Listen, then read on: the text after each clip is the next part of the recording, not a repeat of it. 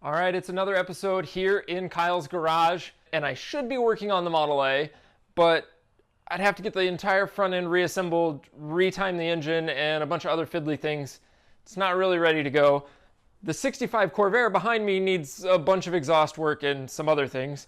So that leaves these two motorcycles here, a 72 Honda SL, which needs retimed and a headlight and the front fender mounted, and this Kawasaki KE175. Now this one I put away in the winter, and I took the exhaust off of it to get it repainted and a few other things. So I should be able to put the exhaust on, drain the fuel, and then see if maybe I can get on a motorcycle today.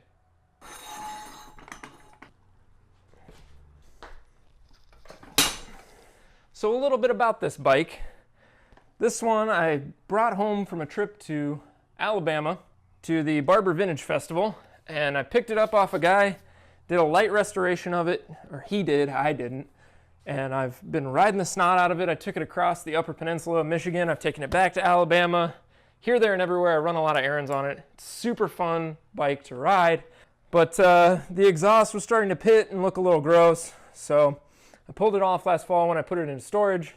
It's still got a tank of old gas. I'm hoping the carburetor will clean up.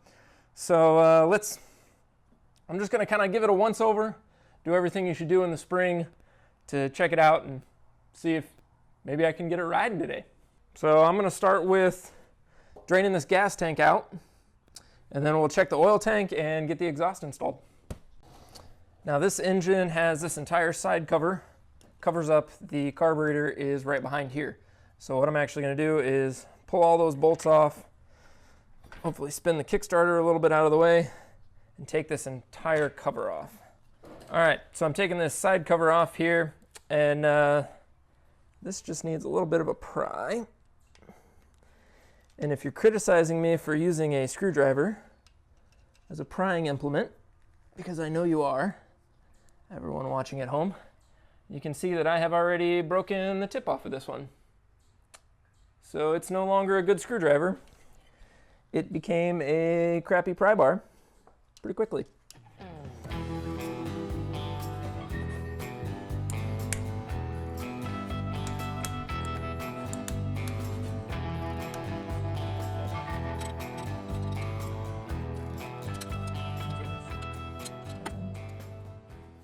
And I know there's a couple different lengths. That's always annoying. What I usually recommend when you're doing something like this is take the hardware all the way out and actually place it in like a cardboard cover or something.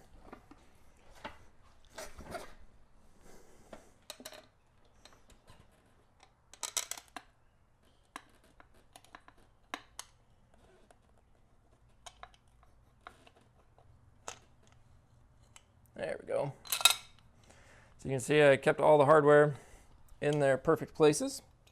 I'll set that down here on the floor. So we've got our carburetor here, so I'm going to drain that out and probably pull the fuel bowl off the bottom just to see if there's anything in there. And then double check that our injection pump has oil going to it, because I do run oil injection on this.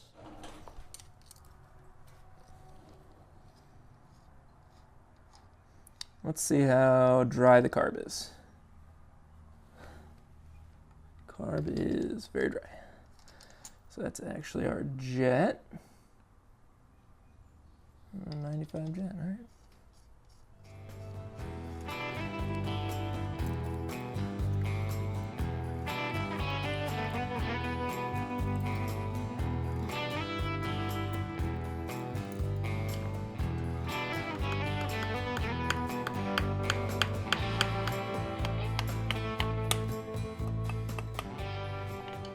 Sometimes for sticky gaskets like this, where they're just a little wedged in place, just a couple taps with a hammer.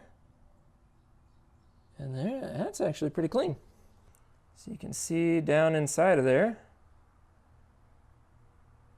fuel stabilizer I used was doing its job. It's actually all still clean. But what I'll do is just go ahead and put this bowl back on.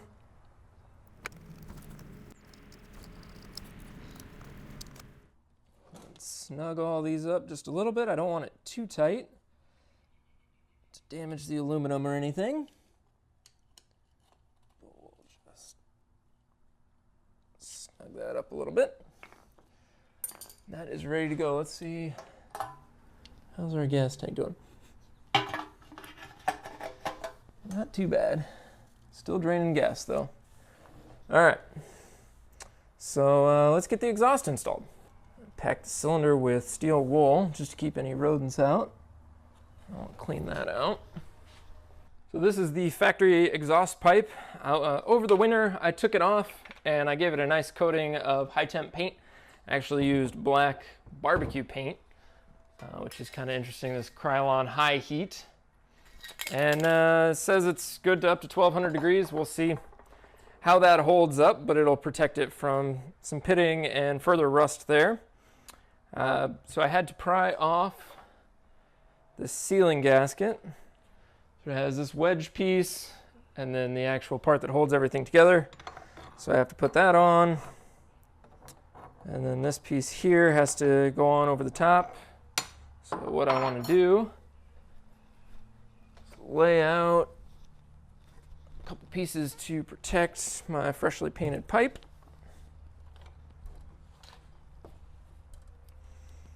And wrestle this on.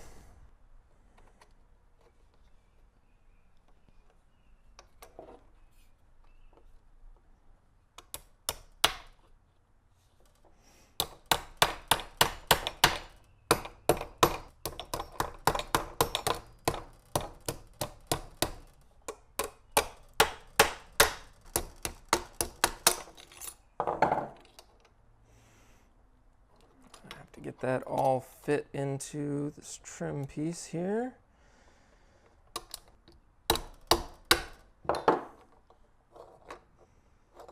There we go. So that'll pull down nice and tight. Got that reinstalled. Let's go put it on the bike. All right, so we've got our pipe here. What I've got tied to the handlebars here is a fresh exhaust gasket, which is pretty important on these little two-strokes. You want to make sure that you don't have any air leaks anywhere in the system, because they simply won't run right. So I went out, got an OEM gasket, and they put it in 5 plastic bags, it seems like. So the old one that I had was really crushed up and dented in. This new one's nice and thick. So I'll get better sealing because I can see that this one was leaking a little bit. So that one goes away. This is what'll go in. Right on. And while I'm installing this, it looks like our gas tank's running out of gas. So we'll be able to put fresh gas in here in a second.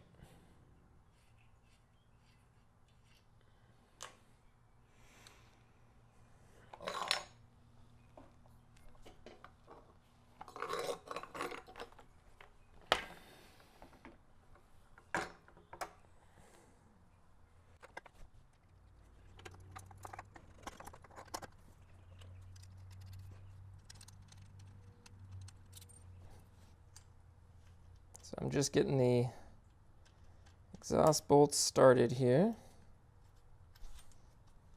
And I will confirm that they are 12 millimeter. Then I'm going to roll over and grab one of my favorite tools in the garage. Check this one out.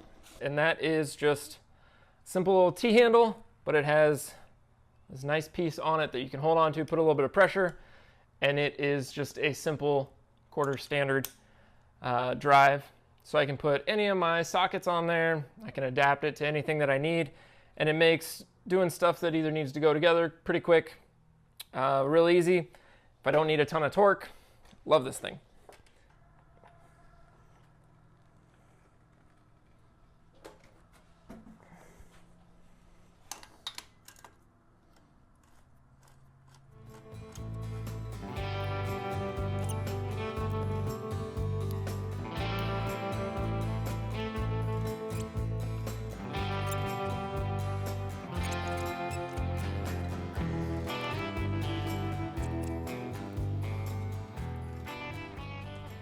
Got an exhaust on it now. So we've got our gas all drained out. Sounds like there's still a little bit left in there, but it ought to be all right. Just the last final bits. Go ahead and shut that off. Pull our hose. Not too bad, but not great. So put that back on.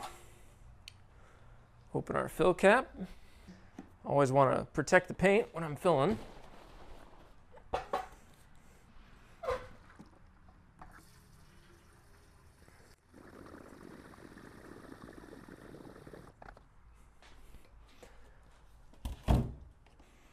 Now we check for leaks from the carburetor. Reach over here and turn the gas on. And we can see it start to come through the line.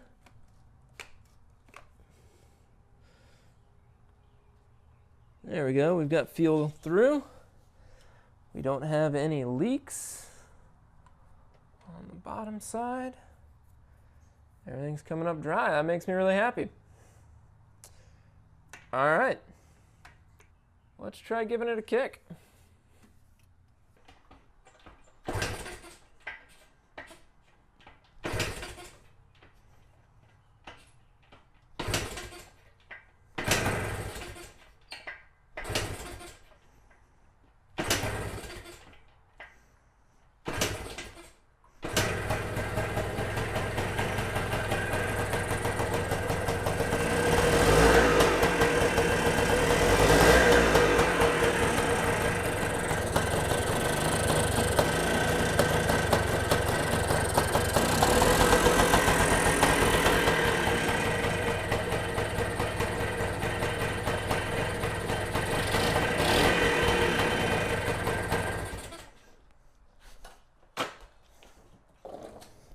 So you could hear it there. I was able to go ahead and get it started. I did that with the carburetor cover off just to make sure I could see everything was in here and working in case I needed to make any final adjustments. But I'm going to go ahead and reinstall that, and we'll go take it for a spin.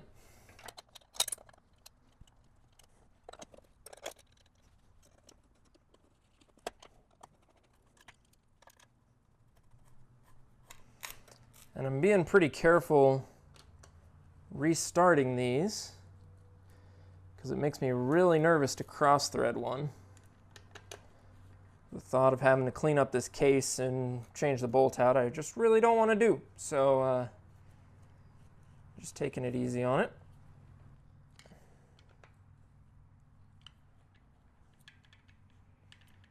Getting each of them tightened down appropriately.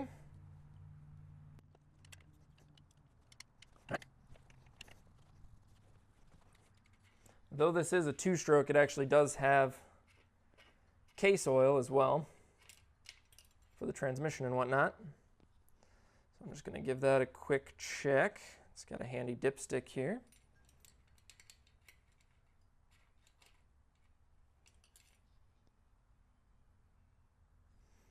Looks like it's actually pretty good.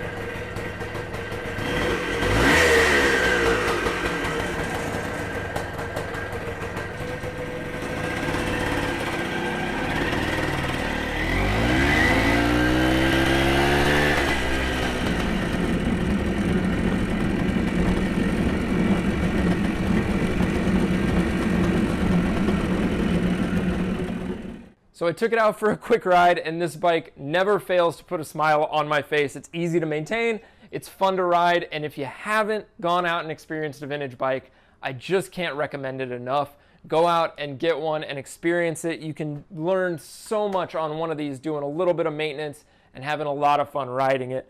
But I've got to go run my errands, and I'm going to take this because it's running now.